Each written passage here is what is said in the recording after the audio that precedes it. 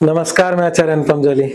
मिथुन राशि वालों के लिए आगामी सप्ताह 8 जून से 14 जून के बीच में ग्रहों का आपके जीवन पे प्रभाव और उसका समाधान लेकर आया हूं।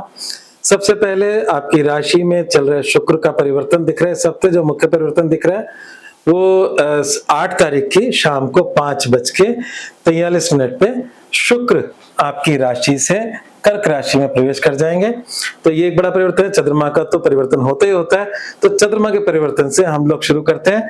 चंद्रमा कुंभ राशि से लेकर वृषभ राशि तक परिवर्तित होगा और कुंभ राशि से वृषभ राशि के बीच में आपकी जो मीन राशि और मेष राशि अर्थात आपकी राशि से 10वीं और 11वीं राशि से चंद्रमा का गुजरना आपके कार्य क्षेत्र में उन्नति और आर्थिक लाभ की बात करता है। तो ये सप्ताह ओवरऑल शुभ जाने वाला है। सप्ताहांत मतलब सप्ताह के अंत में चंद्रमा आपकी राशि से 12वें होंगे।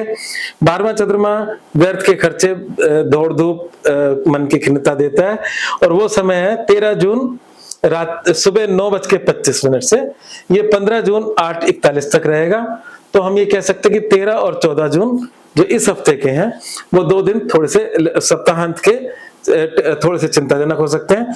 जो भी शुभ काम है उससे पहले करें या उसके बाद करें, 15 के बाद करें। तो ये हमें अवॉइड करने होते हैं 1-2 दिन। और बाकी चंद्रमा मैंने जैसे बोला कि 10वां और 11वां चंद्रमा बहुत ही शुभ और लाभकारी होते हैं। तो ओवरऑल ये हफ्ता आपके लिए अच्छा ही जाने वाला है। अब शुक्र का परिवर्तन क्या कहता है उस पे हम लोग चर्चा कर लेते हैं। शुक्र शिक्षा का कारक है, शुक्र खर्चे का कारक है और आपके राशि से द्वितीय उच्च के बृहस्पति के साथ शुक्र की युति बन रही है। तो इसका मतलब क्या है? तो यहाँ पर एक कोई मांगलिक कार्य में खर्चा हो सकता है, पारिवारिक मांगलिक कार्य में। दूसरा घर परिवार का है, शुक्र खर्चे का भी है। तो परिवार में कोई मांगलिक कार्य संपन्न हो सकता है, कोई बड़ा खर्चा हो सकता है। एक बात तो ये हो गई। दूसरा यहाँ पर एक कह सकते हैं कि गुरु और शुक्र की युति आपके पारिवारिक जो क्लेश होते हैं कई बार उनके समाधान के लिए भी इस युति को हम अच्छा मान सकते हैं। हालांकि गुरु शुक्र मित्र नहीं होते हैं, परंतु ये क्योंकि मित्र क्यों नहीं होते? क्योंकि वो असुरों के गुरु हैं शुक्राचार्य और बृहस्पति देवताओं के गुरु हैं। परंतु दोनों सौम्य ग्रह हैं, उच्च के बृहस्पति हैं और शुक्र के साथ बैठे हैं। तो यहाँ पर बृहस्पति कार्य क्षेत्र का विस्तार दे रहे हैं और वो निश्चित दे रहे हैं और धन में उन्नति भी दे रहे हैं। अब कैसे दे रहे हैं उसकी चर्चा कर लेते हैं। शनि और गुरु गोचर के जब किसी घर से एक साथ जुड़ते हैं तो उस घर का वो घर एक्टिव हो जाता है। तो 10th हाउस में आपकी राशि से शनि बैठे हैं मीन में और मीन को बृहस्पति देख रहे हैं। तो निश्चित रूप से जिनकी नौकरी नहीं लगी उनकी नौकरी लग सकती है इस पीरियड में। और वैसे बृहस्पति अभी लंबे समय तक है, यहाँ पर अक्टूबर तक है, तो इसलिए चिंता की बात नहीं है। तो जॉब के पॉइंट ऑफ व्यू से समय अच्छा है, प्रमोशन के पॉइंट ऑफ व्यू से समय अच्छा है। कोई जो लोग बिजनेस करें उनके कार्य क्षेत्र के मतलब बढ़ोतरी के लिए समय अच्छा है। तो अभी इस समय आप अपने काम धंधे में विस्तार करेंगे, धन में विस्तार करेंगे, कोई बड़ा निवेश करेंगे जो आपका फिक्स एसेट में कन्वर्ट होगा। शुक्र जो 12वें घर का स्वामी है वो खर्चे का है। खर्चे के अंदर हम निवेश को भी मानते हैं। अगर हम कोई कहीं पैसा लगा रहे हैं, पैसा जा रहा है पर जाकर क्या हो रहा है, कई बार नुकसान में चले जाता है।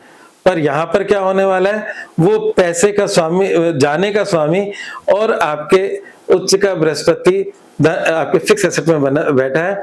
तो आपके द्वारा किया निवेश एक अच्छी आर्थिक स्थिति में कन्वर्ट हो रहा है। तो ये समय आपके लिए गोल्डन है। ठीक है, अब बात करते हैं बाकी क्या है। आपकी राशि स्वामी बुध आपकी राशि में है।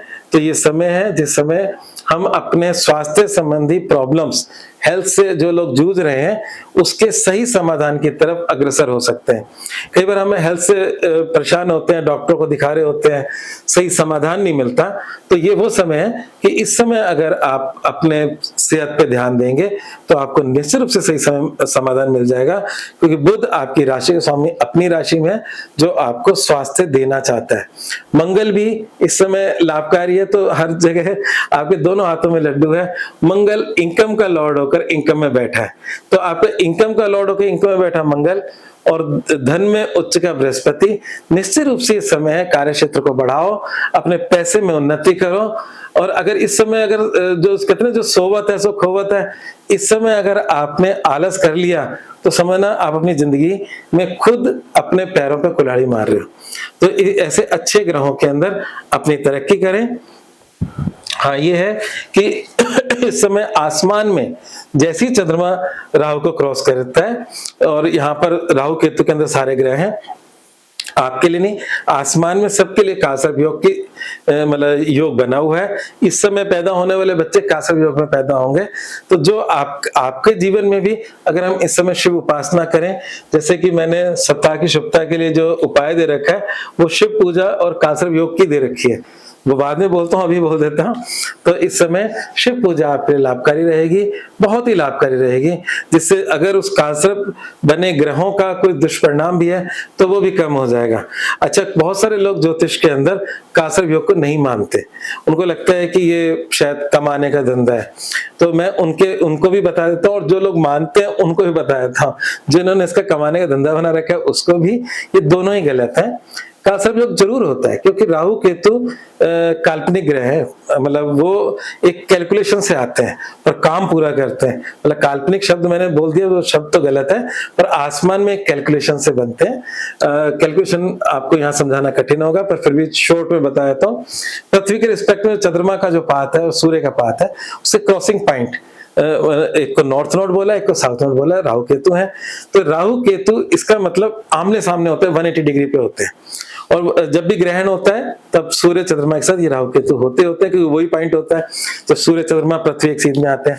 तो ये राहु केतु के एक तरफ जब सारे ग्रह हो जाते हैं, तो जो हमारा नक्षत्र मंडल है, भचक्र है, जिससे हम सारे लेते हैं कि आज इस राशि में तो ये परिणाम दे जाएगा, तो जो राशि मंडल कह लें उसे, तो उस राशि मंडल को राहु केतु जो हमने पॉइंट्स कैलकुलेट कर रखे हैं वो एक सीध में है, तो 180 डिग्री पे है। तो एक तरफ सारे ग्रह आ गए और एक तरफ पूरा खाली हो गया।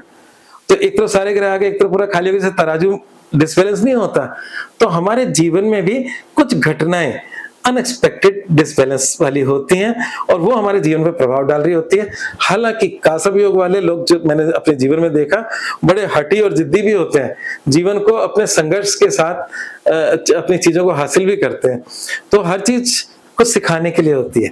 तो यहाँ पर शिव की उपासना आपके लिए बहुत ही अच्छी साबित होगी।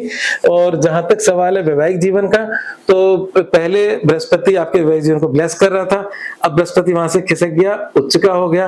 तो आपका जीवन साथी के जीवन में एक तो उच्चता आ रही है, और उसके सहयोग से भी आपके जीवन के अंदर आर्थिक उन्नति के योग बने हुए हैं। तो अपने जीवन साथी से इस समय बिल्कुल मत बिगाड़ना, वैसे तो कभी मत बिगाड़ना, पर अभी इस समय योग आपके जीवन साथी की उन्नति के भी हैं, और उसके सहयोग के साथ आप अपनी आर्थिक उन्नति को भी कहीं ना कहीं बढ़ोतरी में ला सकते हो। तो ये था इस बार का राशिफल। इसमें शिक्षा संबंधी और संतान संबंधी अगर बात करें तो वो समय ठीक ठाक चल रहा है, कोई ऐसी कोई चिंता की बात नहीं है।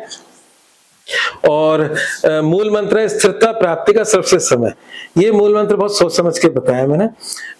स्थिरता का मतलब हम जीवन में भागदौड़ कर रहे होते हैं, हम चाहते हैं कि किसी एक चीज में हम स्टेबल हो जाए, मतलब जो हम काम कर रहे हैं, चीजें कर रहे हैं, तो ये अभी वो समय है। इस समय अगर मेहनत कर ली, जिन लोगों की उम्र 40 से ऊपर हो गई है और वो स्टेबिलिटी चाहते हैं, तो ये समय उनके लिए बेस्ट है, क्योंकि इस समय बृहस्पति शनि दोनों के दोनों चाहते हैं कि आप एक अपने जीवन में, अपने कार्य क्षेत्र में एक अच्छे स्थायित्व की तरफ पहुंच जाए।